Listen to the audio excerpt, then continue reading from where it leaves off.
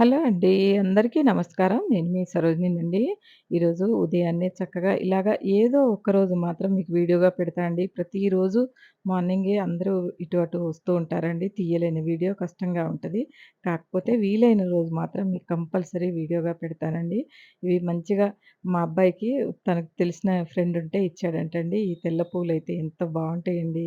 ఎంత తాజాగా గూడా ఉంటాయి. ఎంత సేపటికి కూడా వడలిపోవండి అవి.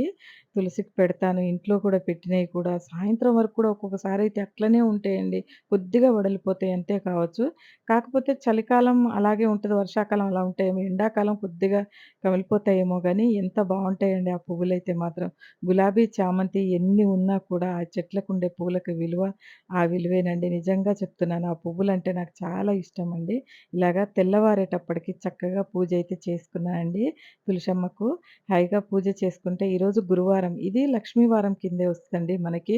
శుక్రవారంతో సమానమేనండి గురువారం కూడాను చేసుకోవాలండి పూజ అయితే ఇలాగా. నేనైతే చేసుకుంటా అండి కంపల్సరీ. వాన, వరద ఏదొచ్చినా కూడా నా పూజలైతే ఆగవండి. ఎలాగో అలా వీలు చేసుకొని చేసుకుంటూనే ఉంటానండి. సూర్యోదయం కంటే ముందు ఇలా దీపం పెడితే నాకు ప్రశాంతంగా ఉంటదండి. ఏదైనా కూడా మనసుకు హాయి లేదా అనేది మనం నమ్మేదాన్ని బట్టి ఉంటదండి. మన నమ్మకం ఎంతో అది నిలబెడతదండి. మనం చేసే పూజ మనం నమ్మకంగా చేయాలండి. ఎప్పుడు కూడా మనం నమ్మని పూజ మనం అస్సలు చేయకూడదండి.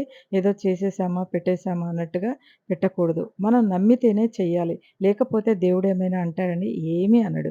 వీడియో నచ్చితే లైక్ చేయండి.